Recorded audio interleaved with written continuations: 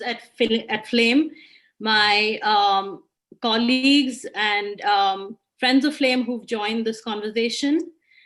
I'm really honored to have with us here today Rahul Ram of Indian Ocean. He's the bassist of Indian Ocean. Olympic medalist Gagan Narang, a shooter. Faye D'Souza, who needs no introduction, fellow journalist and now an independent journalist. I'm super thrilled to have all of you here. We're going to be talking about alternate careers today. Each of them have carved a niche for themselves in their career. Faye, for instance, started with All India Radio when she was in college. Alternate careers today. Moved on to CNBC, TV18, then became the face of Mirror Now, before branching out and turning into an independent journalist who has millions of followers, has been able to connect with the post-millennials, as we like to refer to them. Gagan Narang, of course, has now, I think, as a competitive shooter, he's hit quarter century. He set up Gun for Glory, which is now in 8 states, 8 different states across the country, 16 centers. He's been able to inspire and mentor several other shooting aspirants. Rahul, of course, as part of the Indian Ocean, one of the most well-known bands in the country, now into its 30th or 31st year, and 7 albums out, going to release their 8th album sometime this year or the next. These are super impressive accomplishments that I'm sure most of our students look up to. All of you are icons in your own right for all of them. So I'd like to start off with Faye. Faye, one of the questions that I get so very often from my journalism students as well is that at a time like now, when journalism seems like a shaky career, what is it? As in, you've gone independent, and if you hadn't taken off the way you had, did you have a plan B? What were you thinking when you went independent? Well, good evening to all of you, and thank you for inviting me to this panel.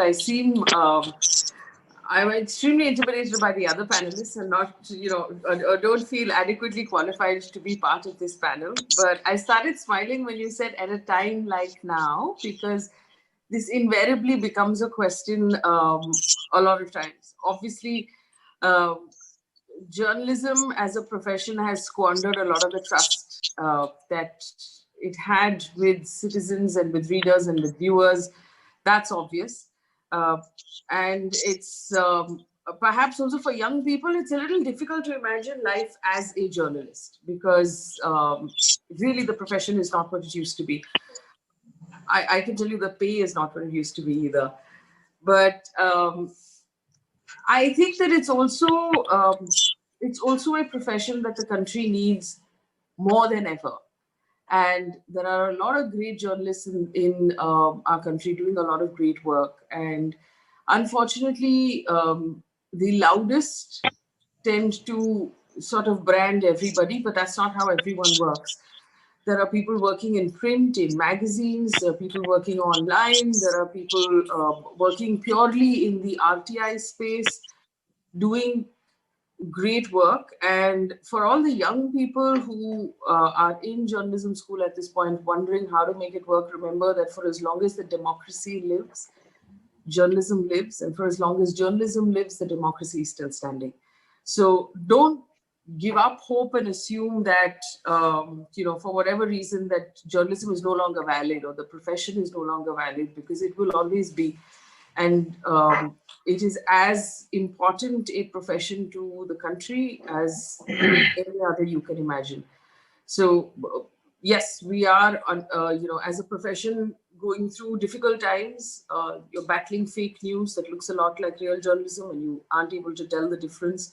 The audience isn't able to tell the difference. We're battling right now pressure from authorities, pressure from government, pressure from establishment, pressure from corporates.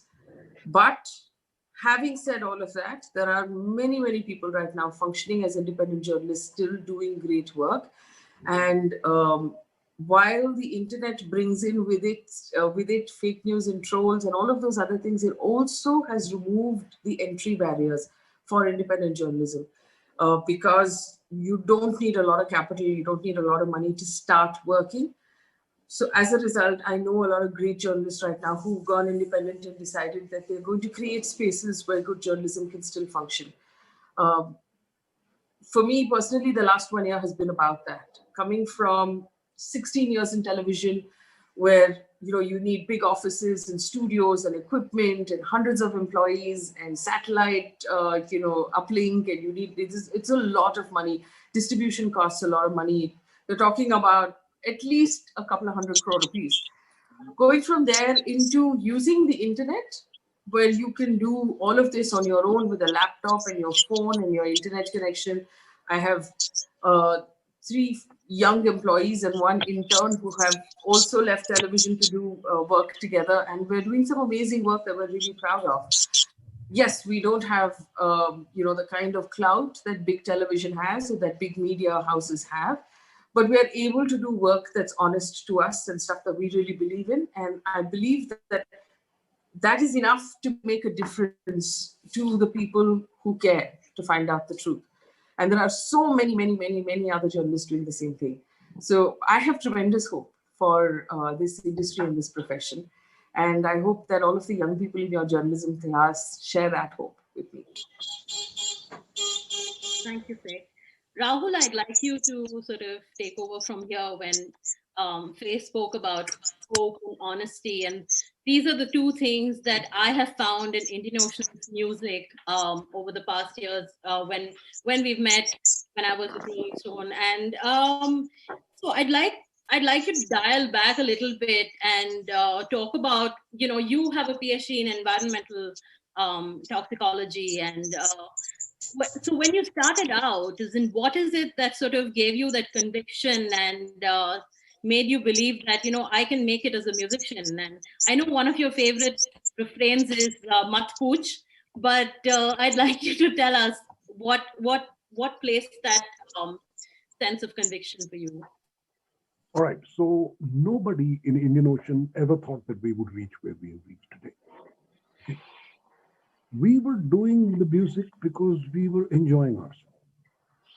And none of us really had any kind of goals as to this is where this music will take us. मजा आ रहा था तो कर लो. अब इसका downside है कि गरीब रहोगे. ठीक है यार. क्या है? As the song says, पैफा पैफा करती है क्यों पैफे पे तो मरती है. Okay, so it's okay. And I had a PhD, yes, and then I came back and started working with the Narmada Andolan. And while I was working with the Narmada Andolan, I started playing music. In fact, ironically, to earn some money.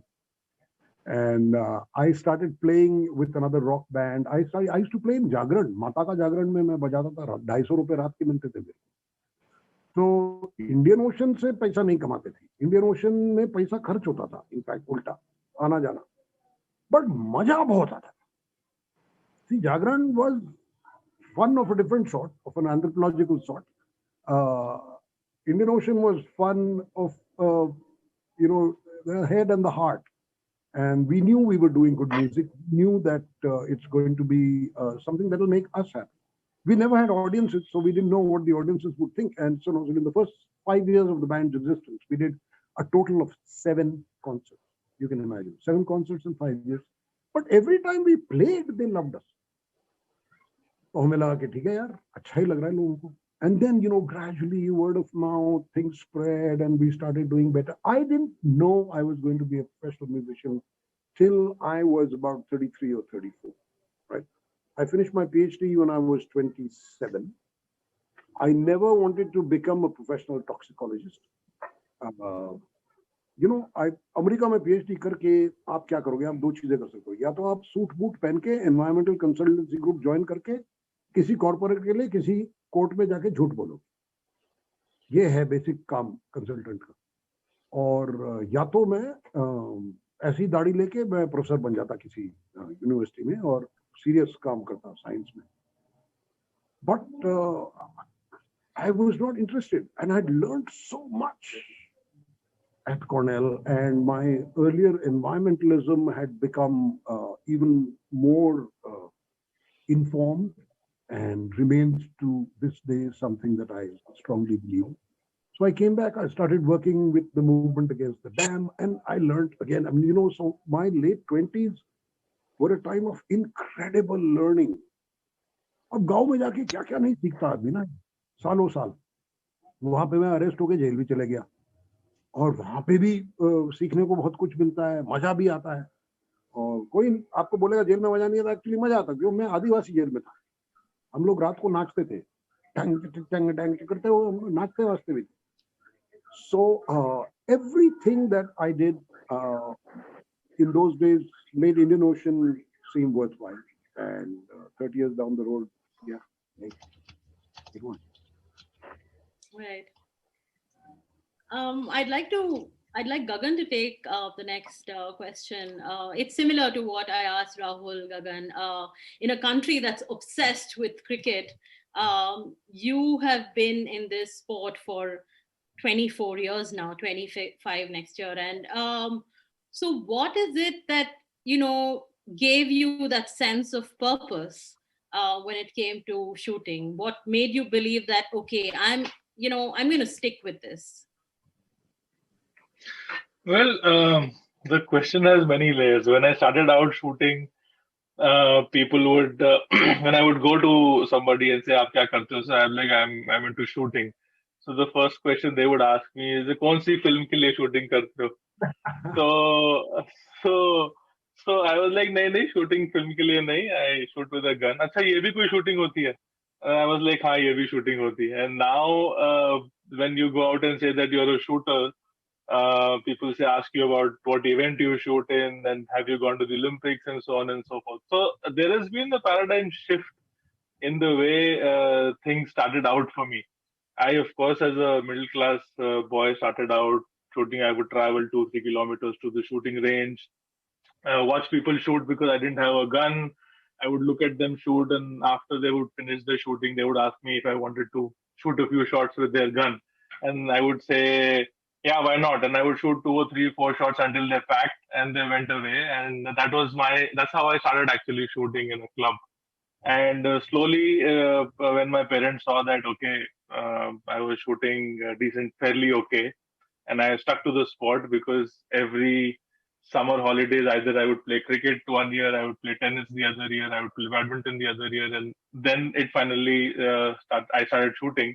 And the next couple of years, I stuck to shooting. Then my parents decided that maybe my parents should invest in a weapon for me, and that's how things fell in place over a period of time. And when I started, it was never. I mean, I didn't know my purpose. I didn't know my why. I didn't know what I was doing. I was just enjoying the sport, and I was just enjoying what I was doing, and that slowly led one after the other and brought me to the stage where I am right now. And of course, the journey was not very easy. It was very difficult. But what we did was open doors to a lot of people who could dream and achieve that. If Gagan Narang could do it, maybe we all can at some point of time get there. So that now is my why. Right. And I saw this photograph on your Instagram, I think, which sort of moved everyone. It was a photograph of you with your father, and you spoke about how he mortgaged the house or sold the house so that he could buy you that rifle so that you could continue shooting. What if life hadn't taken that turn? Did you have another idea as to what you wanted to do? What if that hadn't happened? What if? Well, frankly speaking, I never actually thought about it. I mean, I mean, yeah. I mean, at that point of time, I came back home crying one day because the guy who was lending me his gun didn't give it to me, and my score was stuck at a particular place. And in the next couple of weeks, my parents got me a gun, and it was not until the next couple of years I realized that we had sold a house that we had to. I mean, we sold the land that we had to build our house on. and that kind of over the period kind of motivated me to kind of get serious into the sport and to kind of give whatever I had. I had to vindicate them and vindicate their stance of making such a major decision. Of course, it added a lot of pressure on me as well, and that is one thing that I kind of thought that I will sort out in Gun for Glory, which is a shooting academy under my foundation, where we from the start provide a rifle to them without actually, so that no parent has to sell a plot of land for their kids to start in getting into the sport or to find out whether they have talent in the sport or not. Right. That's fantastic. So when you said pressure, I mean, Faye, I mean, I can only think of the newsroom pressure, and TV, of course, is like full blown. Was there a point in time when you thought that, you know, I'm done with this? I can't, this is getting too much? Or is there a story which you remember, for which you performed under full pressure and managed to be able to create something on TV where you surprised yourself? There are many, but off the top of your head. So I never reached a point where I was like, okay, I'm done with this. My decision was based on the fact that I was not, I felt like I didn't have the freedom to do everything I wanted to do. So that's the reason why I left television. But having left television, post that, spending time sort of looking back and examining what we were doing, there were many instances of needless pressure, I think, that television news puts on its employees, puts on the people involved, on the anchors, to break news 2-3 minutes before anybody else. I right now don't see the point of it at all. I don't think it matters to the audience. Accuracy matters far more. That sort of angry format that everybody indulges in television, where everybody's sort of getting on everybody else's nerves, is really unhealthy for everyone involved, for the team, for the anchor, for the guest, for the viewer. And I realized that in retrospect is not a good way to deliver any information. And I also realized that on television we weren't delivering enough information. But having said that, there's a couple of things that I was really proud of. There was one story, a couple of stories that we did. One where we had discovered that there were crimes happening against women because of a child lock facility that all our cars have in the back seat, which there were taxi drivers misusing to sort of lock women inside of cars. So we started a campaign to inform women that such a lock exists and they should check it before they sit in the car, because once you sit and close the door, you can't open it if that lock has been switched on. And we spoke to a lot of governments and we continued a campaign. So every time there was a similar incident, we would pick it up again. And eventually we managed to convince the central government to pass a rule that said taxis can no longer have child locks in India. They have to physically remove that, that part of the car before they register as a taxi, which I thought was really cool, and that was a win for us. We ran a campaign about tax on sanitary napkins, which took us 1.5 years, almost 2 years from the time GST came in, through to 1 year after that, to convince the government to remove tax on sanitary napkins and make it tax-free in India. It was taxed as a luxury before that. And it took some time to convince the GST Council, because there were only men on the GST Council, but we managed to do that. Also, there was a story that I felt very personally about. There was a housing colony in which some people were relocated by the state government in Mumbai, which is very close to the refining factories on the east, the oil refineries on the east of Mumbai. Almost everybody in those homes was sick because they were living too close to chemical factories. It was almost an Erin Brockovich story. In every house, there was someone with TB or someone with asthma or someone with cancer, and several houses had already lost their loved ones. So we campaigned with the state government of Maharashtra to relocate these people. And after 2 years of sort of pushing and asking the question over and over again and covering that matter, these people have now been moved to alternate homes in other parts of the city. So the stories like this, where you actually can make a difference to people's lives, sort of reminded me why we do this job and why it's possible to still change the world with good journalism. And these are things that I look back on and feel really good about.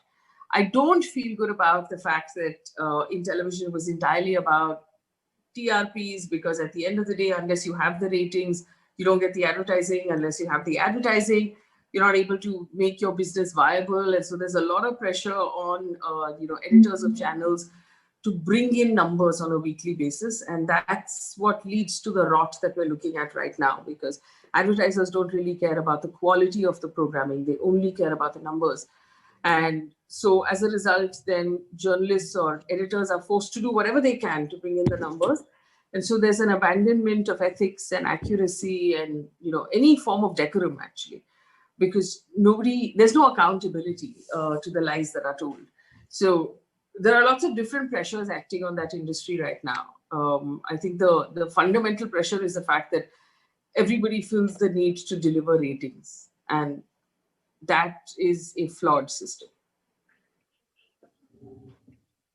Right. Pretty incredible stories, all incredible stories, Faye. And when we talk about ratings, I also want to ask Rahul about, like artists don't have these goalposts and they don't have these sort of 5-year plans, and you don't know, where things are headed. So for other young students and youngsters who want to become musicians, what is your take on this? If you want to become an independent musician in India, what would your words of wisdom be? Okay, so it's complicated. Can you hear me? Yes. Can you hear me? Yes, we can hear you. We can hear you. Okay. So some people want to become the instant hit. That's their aim. तो ठीक है यार, तुमको कर रहा है तो कर लो. मतलब खास करके by looking at these Indian Idol type shows, everybody watches them, and all these young people are made to jump hoops where their ability is looked at, their ability to copy the greats that have gone before. So they want to provide an assembly line of singers for Bollywood. That's the essential attempt of most of these shows. People are not encouraged to be themselves, to be unique, to be different. And I tell young musicians कि ठीक है, आपको वो करना है तो आप कर लो. But if you want to enjoy yourself, please find and perform the kind of music that you're passionate about. Please be ready to be poor for years. And nothing will come easy, and it's not supposed to come easy. Actually, nothing worthwhile comes easy in life. ये एक general truth है जो सफेद दाढ़ी के साथ बोलना ज़्यादा आसान है, मगर 27 साल की उम्र पे मेरे को नहीं पता था ये, बट सच ये है. और लगे रहो यार.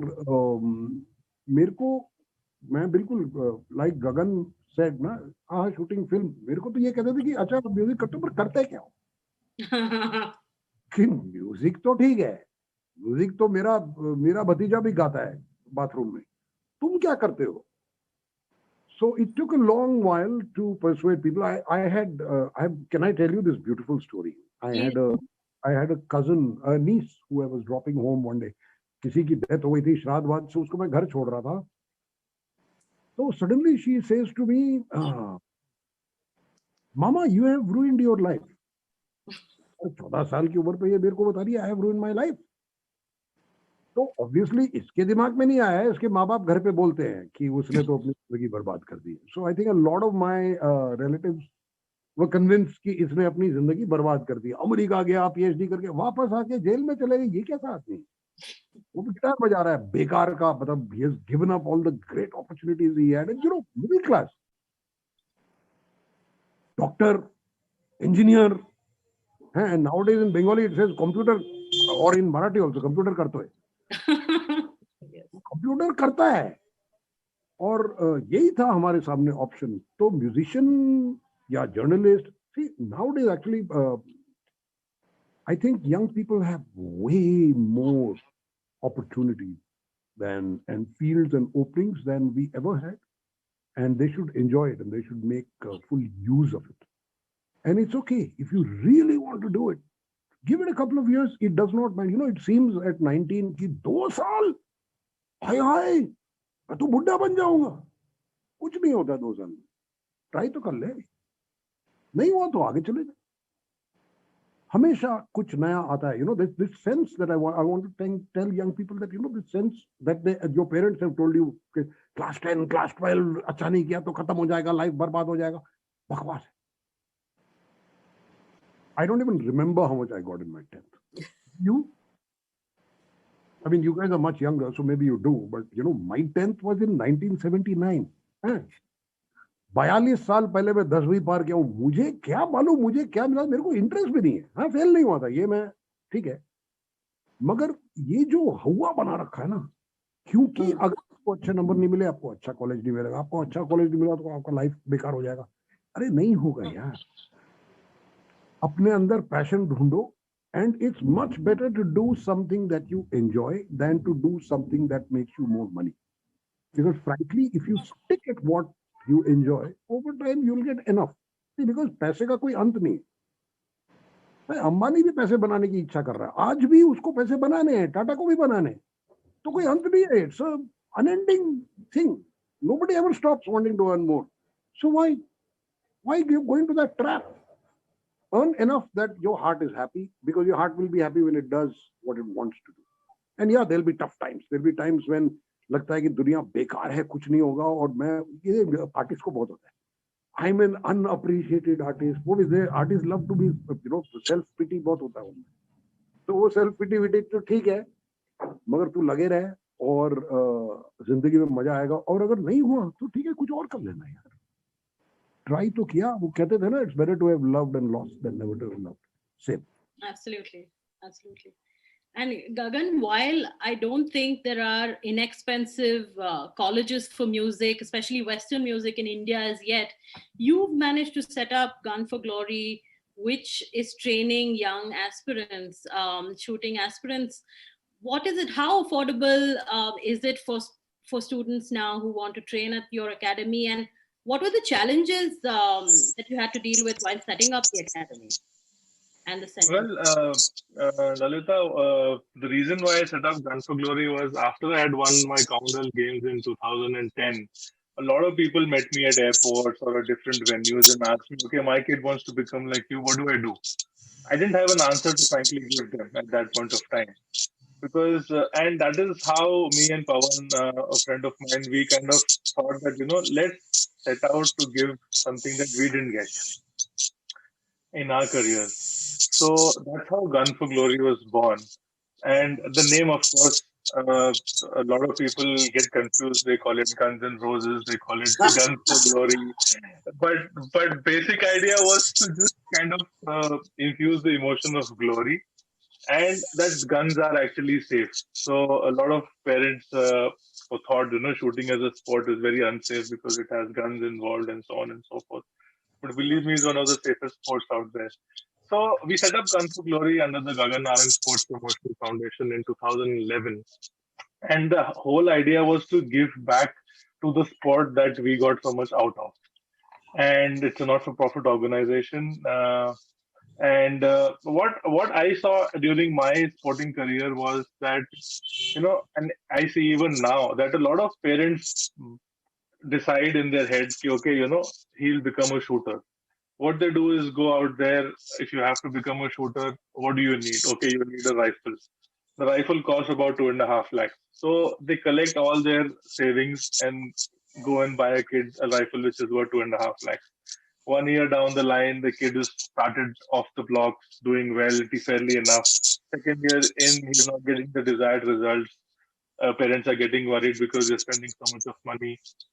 Third year down the line, they say, oh, we spent 2.5 lakhs. Stop everything else and focus on your sport. So the education goes out of the window.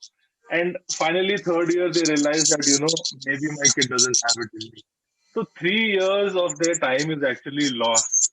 And 3 years at 12, 13, 14, 15 years is a very crucial time which cannot be considered.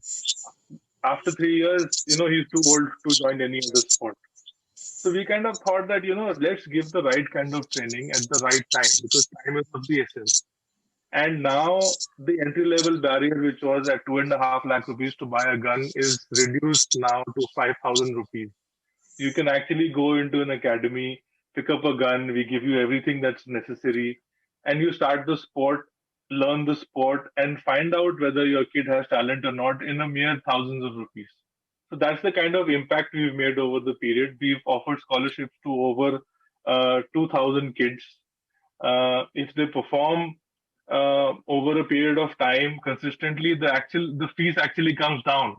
It's a reverse mechanism wherein the fees everywhere the fees actually goes higher, whether it's a school or college. But here, if you do well, the fees actually comes down, and you get the more scholarships you get. And the world number one, Ella Vinil, is from our academy right now, and 30% of the current Indian team is from the academy. We've had a small example. We have a small academy in Jabalpur. We found Rubina Francis. She was a daughter of a rickshaw mechanic, and she has gone out there now and won a world championship in the handicap. She's a handicap shooter, and she's gone out there and won a world championship. Dhanush Srikanth in Hyderabad, in our Hyderabad academy, when his mom came to us and said, he's a special child. I said, what's special? I don't see anything. He said he can't hear and he can't talk. And then we said, oh, it was a jolt for me, because how do we give instructions to the kid if he can't hear and talk? So we developed sign language of shooting specifically for him, and he is now the current Asian champion. So he's beaten the Chinese and everyone in the Asian championship. So those are the kind of talents that we pulled out from different parts of the country and trained at the academy. So I'm really happy and proud that we could do a small little dent in the whole Indian shooting ecosystem, which is probably the most successful sport of the country, in a small little way. That is such an incredible story, Gagan, and thank you so much for sharing it with us. There's a question that's just come in from one of our students. What is the one piece of advice that you'd like to give Indian students who wish to do their higher education in sports management or think of sports as a profession? Well, this was a question, or rather a practical situation I faced myself. I started when I was 14 years old. I was in ninth standard, and it was just a one-off competition in 1 year, which was the All India Championship. So my principal was like, okay, a few days in a year is not a problem. But when I went to my college, I actually missed a lot of classes, and when I came back, I was practically clueless as to what was happening in school and college. So I would go to tuitions back to back, and I had to understand the tuition. I would go to another tuition. So I had like 2 tuitions in a row, and then college to attend. So it was a difficult situation where balancing studies and sport was a challenge. But now with Khelo India coming in, the Fit India movement coming in, the awareness of sport, the performances of so many athletes coming in, the awareness of sport is increased. Now sport is at a hockey stick curve where it's just about to kind of take off from there to a different level altogether. You have kids who are 15 years old, 20 years old, who are playing their first Olympics in the next few months if the Olympics happen.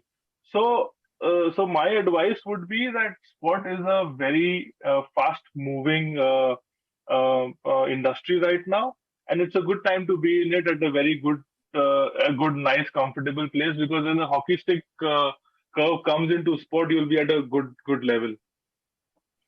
Right. Thank you, Gagan. Faye, there's a question that's come in for you as well.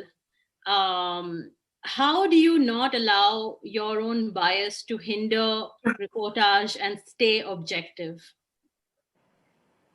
Very good question. Now, before I get to that question, I just have one thing to add to what Mr. Ram had said earlier, where he talked about, young people sort of wanting to get there faster.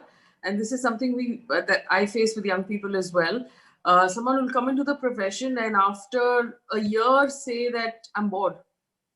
I've learned everything that there is to learn here. I want to try something different. And I find that impatience to sort of get somewhere really quickly is interesting, because technically a profession is a job or a career is a 35-year thing, right? So you can't possibly expect to like reach the top in your second year or in your third year or in your fourth year or in your 15th year.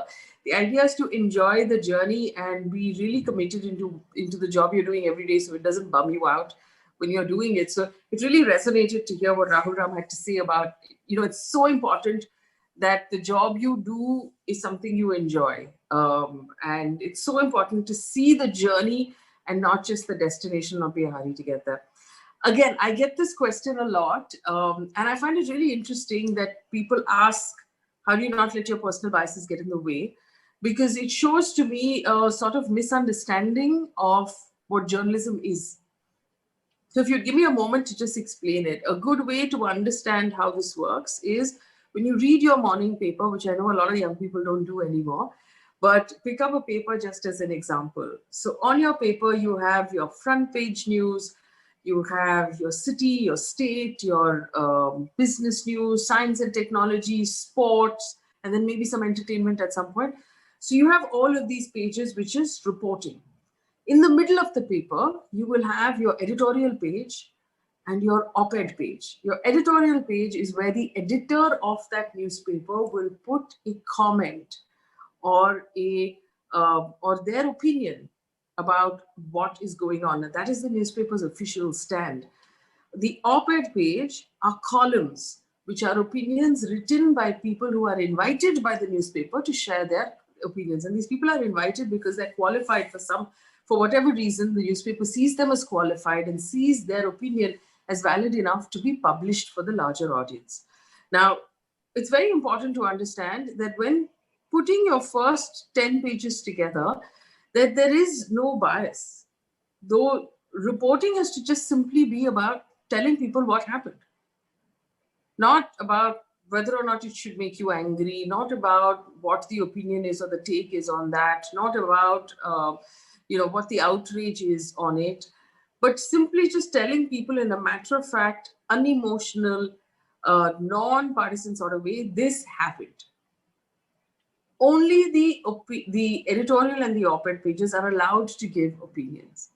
So if you start to now look at everything you read like that, you can immediately, it's almost instant, you can immediately divide for yourself what journalism is without opinion and what journalism comes to you with opinion. And then you can decide where the biases come in and where the biases don't come in. But this is an important question to answer at a time when people feel that journalism is biased, feel that journalism is tilted, and there is a reason for why that is happening. That's happening, and it's linked to the previous answer I gave you about the fact that, right now, all revenue coming into mainstream journalism, whether it is television or newspapers, coming in through ad revenues, coming through advertising, which means that the main customer of that service of news is the advertiser, not the viewer or the reader. So that service is going to serve its main customer, which is the advertiser. It'll do whatever is good for the advertiser. It's not going to do whatever is good for you. So if you're not paying for that service, you are not the customer, you are the commodity. So when you're watching a television news channel, it's important to remember that that channel doesn't serve you. It serves the advertiser. You are the commodity whose attention span is being packaged and sold to that customer. What they need from you is your attention span and nothing else. So then you have a channel that doesn't care about what's good for society, that doesn't care about what's good for you. It's only serving its advertiser. Things get worse when you realize that major advertising in news comes from governments, state and center. To give you an example, the central government between 2014 and 2019 spent about 5,000 crore rupees, a little over 5,000 crore rupees on advertising in news. And that is something that should concern us because now the customer is not just the advertiser, but the customer is one specific advertiser. A good way to remove biases is to not be indebted to anybody. So you're doing your work without any fear or any favor, where the person paying for your service is the audience themselves and nobody else. And so audience-funded content is honest content, because if I start to lie to you tomorrow, you will stop paying me and I won't be able to run my business anymore because I'm not taking money from anybody else. So which is why a lot of newspapers and a lot of news organizations around the world are asking audiences to support them.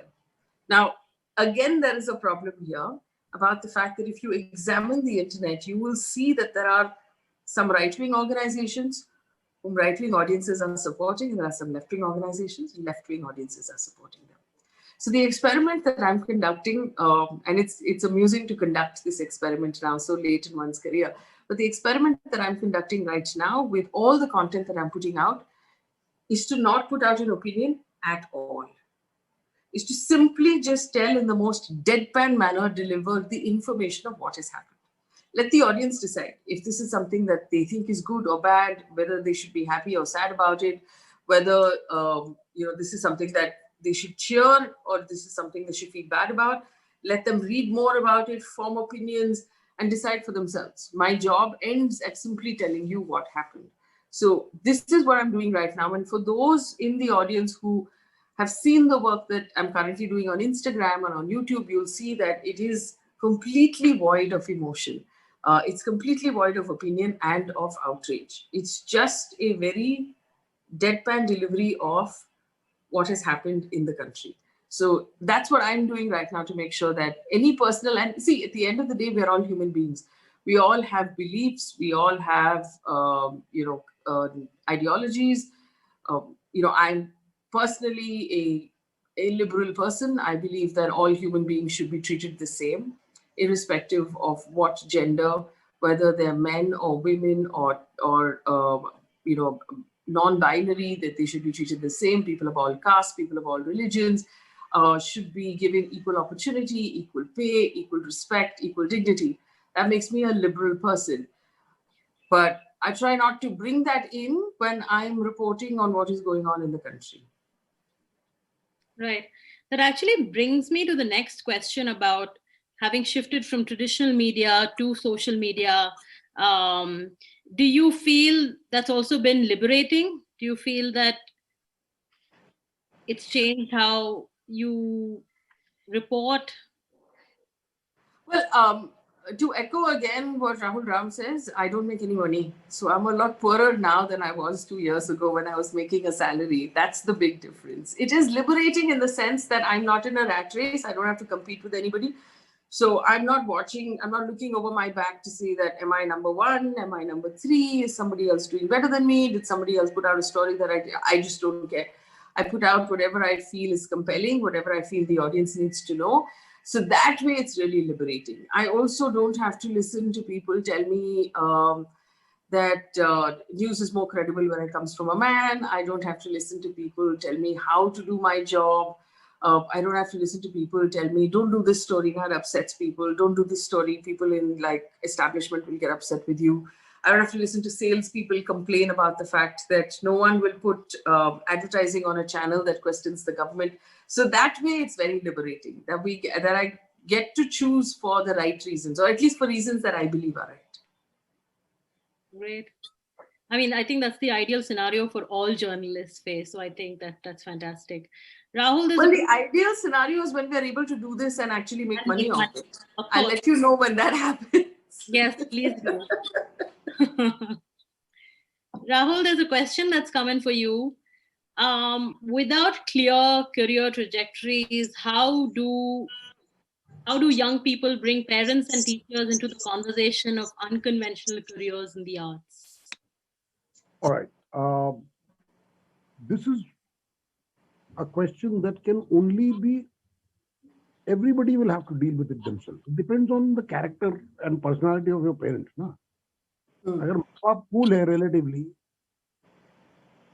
अच्छा बेटा तेरे को गाना गाना है, हाँ वैसे तो बड़ा अच्छा गाता है, not bad. Okay, so what are the options? All right, but what I will say is that when you're young, you can do a lot more than you can do when you're older. So get yourself a safety net. Okay, get yourself like a bachelor's degree at least. 10वीं पास 12वीं पास ठीक है, मगर please एक BSc BA type BCom ले लो. पता है क्यों? क्योंकि अब मान लो सचिन तेंदुलकर ब्रिलियंट, मान लो उसके साइकिल में एक्सीडेंट हो जाता जब वो 18 साल का था, और उसका नी टूट जाता, क्या होता? So these are things that young people don't even contemplate. These are things that make parents get sleepless nights. That, you know, my child is going into this, taking a leap into the unknown, and we don't know anything about it. It's like, I'm so impressed with Gagan's parents that they said, yeah, the boy is doing so much, let us buy him a gun. And look at where it's ended up, you know. So it's fantastic. So you have, if you given your bit, your parents will by and large be willing to meet you halfway. Number one. Number two, ignore what चाची का भाई says. हमारे समाज में everybody feels that they can मारो टिप्पणीज on young people. Okay, and they do. And they come from the wrongest places. I mean, somebody who's done nothing, he's a clerk. He will say, oh, what are you doing? मैंने कहा, तो तू क्या कर रहा है यार अपनी जिंदगी में? मुझ पे टिप्पणी क्यों मार रहा है? तू अब घर पे रहना अपने. और ये हमें रेस्पेक्ट भी सिखाया गया है कि तेरे से वो बड़ा है तो रेस्पेक्ट कर. क्यों? क्यों? उसने क्या किया है? Respect somebody who deserves it, right? And don't let other people's comments take you away from what you're doing. Concentrate on your parents, because they are the people who love you and know you the most. And by and large, you know, young people tend to think, you know, my parents don't like me because they're saying don't do that. ऐसा नहीं है. It comes from a space of concern, by and large. I mean, there are certain parents who are hopeless, but there's nothing I can do about that, or you can do about it. ये भी मानना पड़ेगा कि हर का माँ बाप अच्छा नहीं होता यार. ये भी रख दो साइड में लिख के. बट आप अगर एफर्ट करोगे और आप अपने पैशन को फॉलो करोगे, थोड़ा हार्ड वर्क करना पड़ता है यार. I used to, when I was in college, I remember I was doing BSc chemistry, so that's 36 classes a week, right? So I used to get up, be in college by 8:30, work till 3:30, catch 3:20, catch the 3:30 special, go to Dhola Kuan, play with my band till 9:30 at night, take the bus back, come back home at 10:30, walk the 1 kilometer home, sit down, eat my dinner, study for 20 minutes, study for half an hour, go off to sleep, rinse and repeat. I'm sure Gagan has done the same kind of thing, because I've heard Virender Sehwag talk about it. And these sports guys, you know, they get up at 5 a.m. or 4 a.m. तो उसको नजफगढ़ से जाना पड़ता था cricket खेलने के लिए. And वो ज्यादा जाता था और वो लगे रहता था. So this, you know, this is like I think Faye also said that don't be in a hurry. If you're passionate, stick to it. Let's say you don't have a passion, ठीक है, हो ही सकता है. जैसे मैं school में music बजाता था, कॉलेज में बजाता था, but I never thought that I'll become a musician. It wasn't my passion. I loved it, but I love chemistry also. Strange though it may seem to you, I loved chemistry also. And yeah, I was a good student. Okay, this helped me.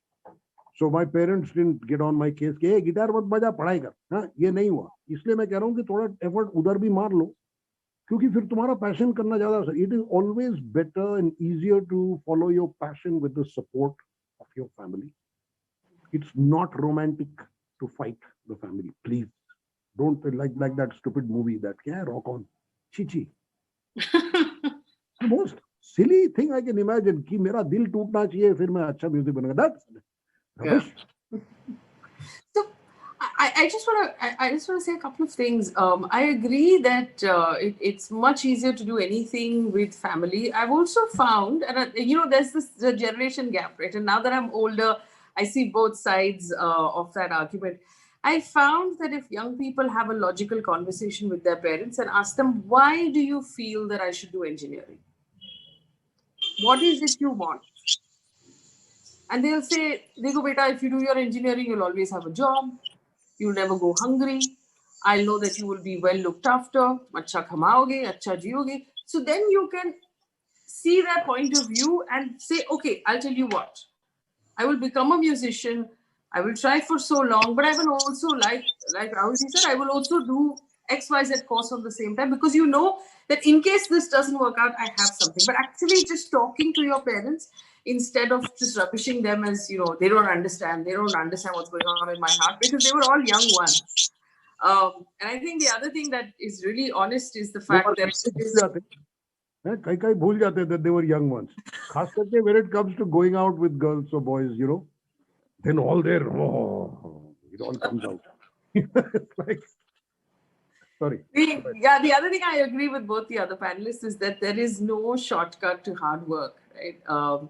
It doesn't matter what profession you choose, how passionate, how talented, how wonderful you might be. There's chappal to ghisani padte sabko. So there's no shortcut to that at all. And I'm sure that if the other panelists share their stories, we'll realize that the hours that have been spent and the rejection that you have to be prepared for, where you will be told repeatedly that you are not good enough, but you have to just keep trying and you can't give up. So it's not something that's going to happen. Nothing is ever going to happen in 2 years. Yeah, I keep telling a lot of my kids who say, "Sir, result नहीं आ रहा, क्या करें?" मैंने कहा 10 दिन का खाना एक दिन में खा सकते हो क्या? नहीं खा सकते ना। तो 10 दिन का खाना 10 दिन खाना है आपको।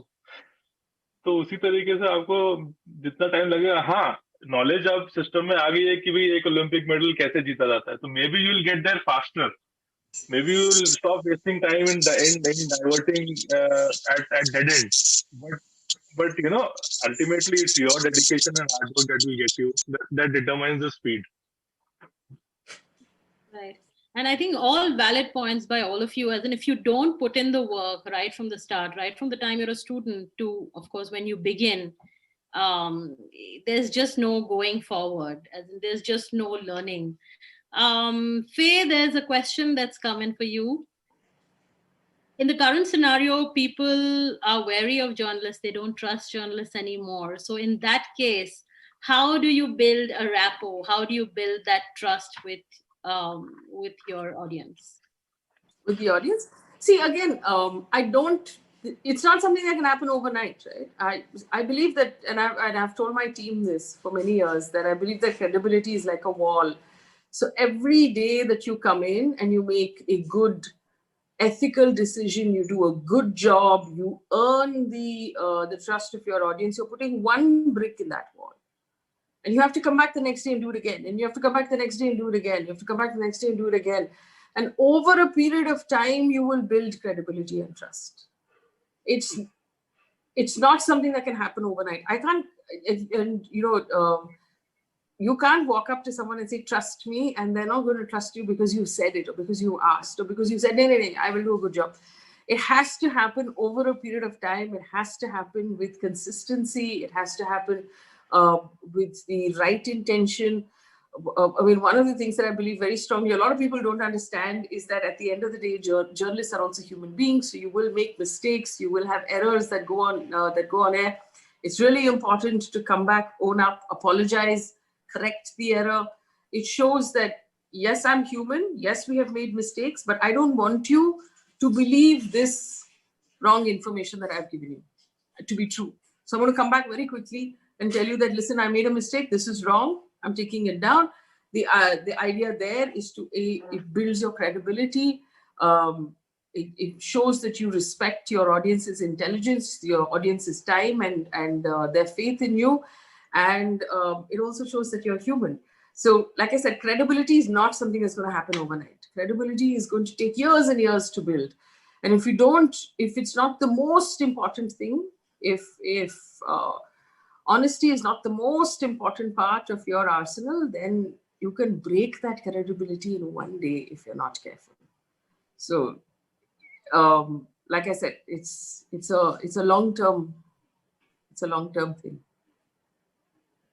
Right.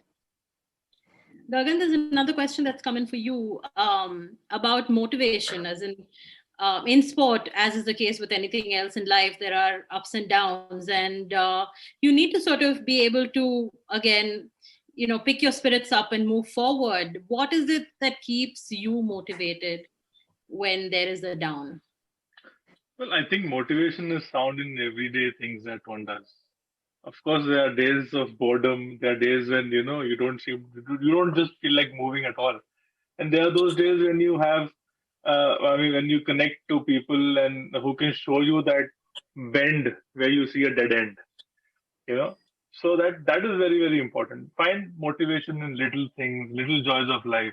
Get away from the job, refocus. When I find a bit of a lack of motivation, I tend to go into the jungles. I do a bit of wildlife photography.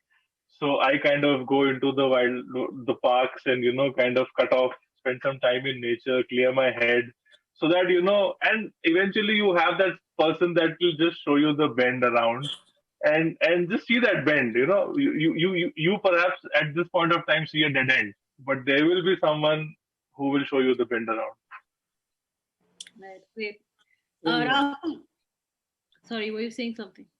No, I said that's so beautifully said. It's so true. Rahul, there's a question from a student. I think we've heard it several sort of times over, even as a music journalist. I haven't been able to find my sound, as in I'm experimenting with different genres, and how do I find my sound as a musician? Okay. The thing is, what do you want? Do you know what you want to sound like? You know, finding your sound is something that, are there people you like? Do you want to sound something like that but different? That's how one doesn't find a sound out of nowhere. It has to be from inside you. कि मेरे को ये चाहिए, ये voice चाहिए, ये lyrics चाहिए. Or if you're a guitar player, this is what I want to sound like. This is a search, and most bands are perpetually searching for a unique sound. Sometimes it comes from the combination, sometimes it comes from the guitar, sometimes it comes from the vocals, and sometimes it comes from a beautiful combination of all of the above. For an individual to find their own sound in their own space takes a lot of working and working and working again and again. I'm sorry, I cannot stress this more and more. But listen to the people you like and try and analyze in your mind, what is it about them that you like? Okay, what are your, assuming you're a vocalist, what are your vocal capabilities? What are you good at singing? Are you good at emotion? Are you good at technique? Are you good at both? What kind of lyrics appeal to you? Do you have friends who write well? Can you ask them to write? Do you like poetry? Would you like to sing a poem? How would you sing it? Because जो किसी ने कभी नहीं किया ना पहले, वो करके फिर देखो कैसे लगता है. क्योंकि ये म्यूजिक में बहुत अच्छी बात है ना, क्योंकि वो गगन जी तो गन चला रहे हैं, फे जी न्यूज बता रही हैं, आप कुछ डेली कुछ ऐसा कर सकते हो जो किसी ने कभी नहीं किया है. Imagine the power you have and glory in it and work hard. And I would just like to add on record that I'm a huge fan of Faye. Salam, madam. खुश कर दिया आपने ना हम लोगों को. और गगन जी, obviously we've been following your careers for since you won that medal and came onto the scene, and I didn't know the story today, and I'm so amazed and impressed, and wow, thanks Lalitha for having such awesome people there on the panel. So thank you everyone for being there. And Faye, I must tell you, every journalism class, when I start off and I ask them that, okay, please tell me what your source of news is, then who do you look up to? Yours is the name that comes up, and always, as in people who I didn't think were watching or tracking the news will, I mean, when I put out news of this panel, it was like, Faye D'Souza, what are you going to ask her? So yeah, there you go. Of course, we have another national hero here amongst us telling us, how he's taken a sport like shooting forward, the first Indian at the London Olympics. So I think, the panel is sort of filled with stories, incredible stories, really inspiring stories. So yeah. Gagan, I also wanted to ask you, as in when youngsters come and tell you that, I'm not entirely sure whether shooting is for me, I'm also interested in another sport, or I'm confused about, whether shooting is something that I can, keep doing for 10 years and 20 years. What is the way ahead? What is it that you tell them? How is it that you show them the way forward? Well, I know we had this conversation in Faye, and we have addressed this issue about staying at it for a period of time until you kind of break through the glass ceiling. But of late, I have seen that the environment around us does not encourage legacy. The environment around us has become so fast moving that, one moment you want to do this, the other moment you want to do this, the other moment you want to do this. So the environment in itself does not encourage. We of many, have come through the brick pin, tab ke bahar nikle. But right now, if you see the younger generation, they're totally fearless and they have no excess baggage.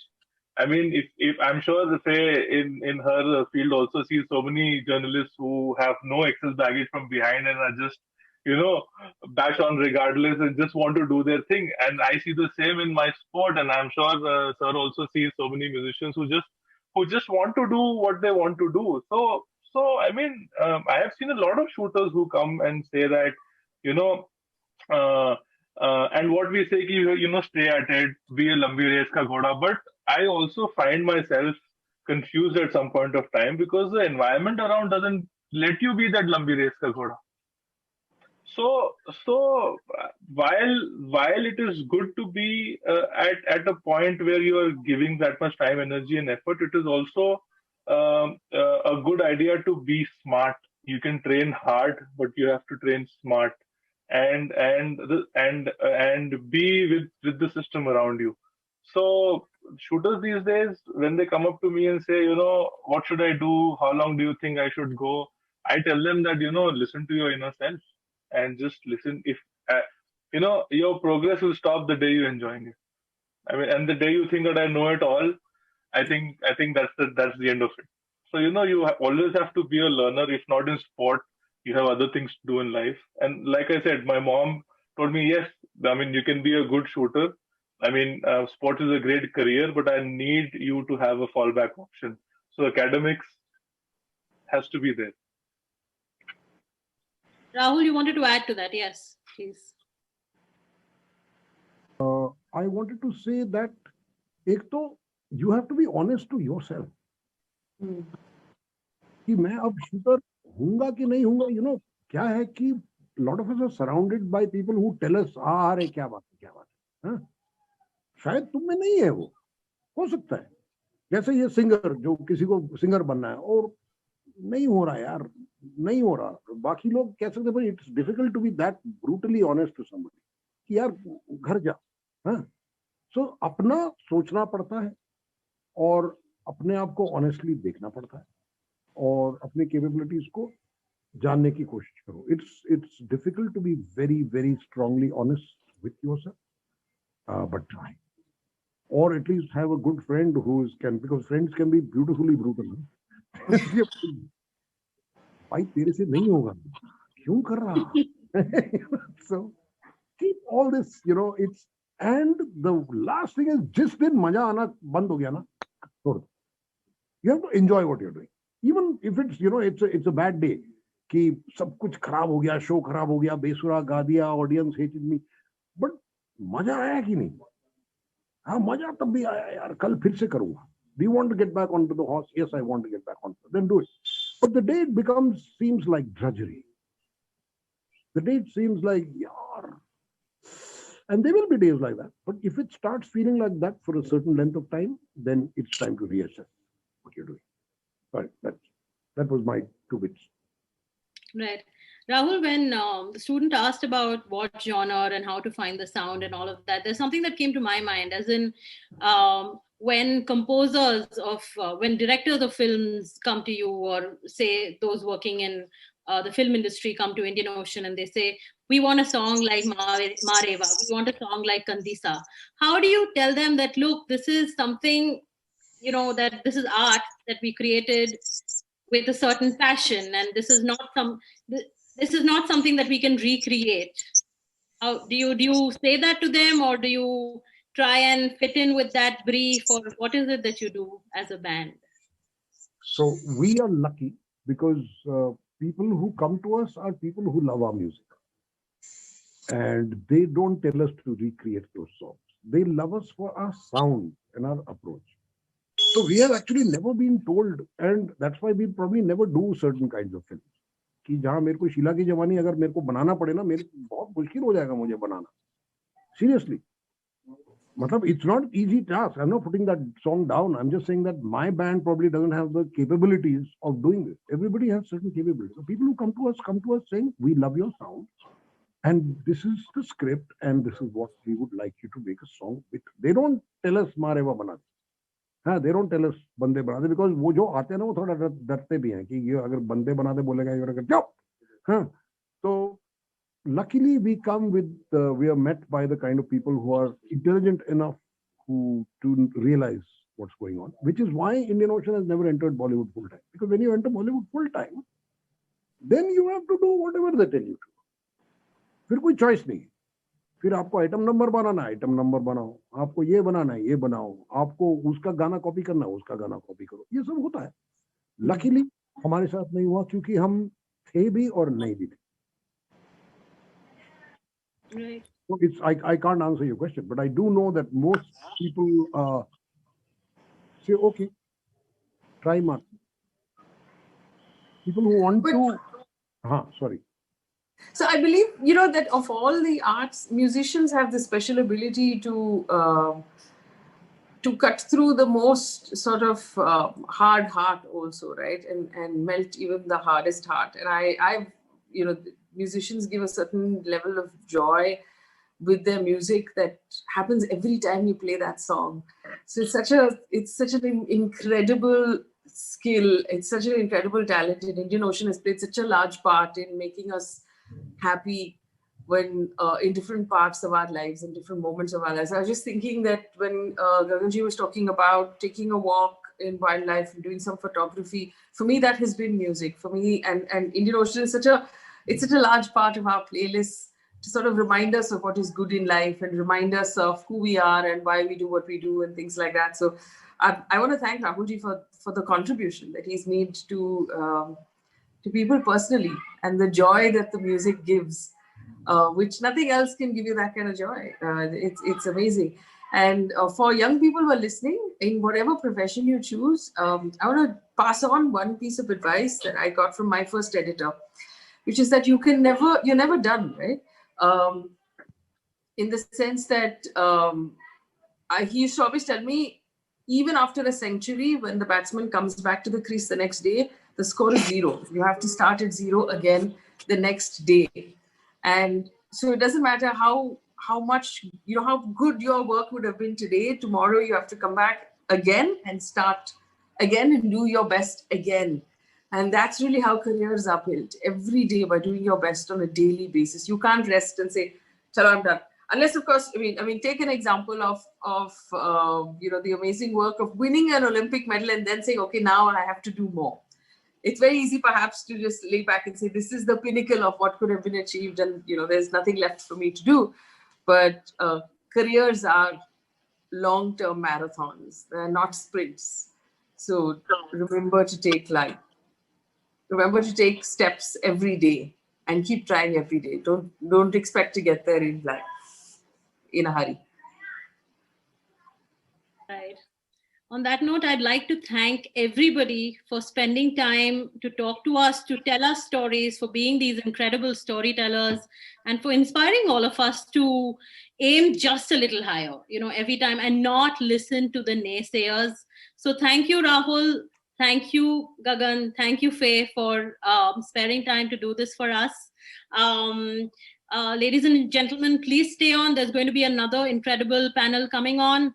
I'd like to thank the Flame Purpose Committee for organizing this. I'd like to thank my colleagues. And there's a panel coming on about the voice of purpose, where Professor Shubho is going to be talking to 3 incredible voice artists. Thank you. Thank you for spending time with us this evening.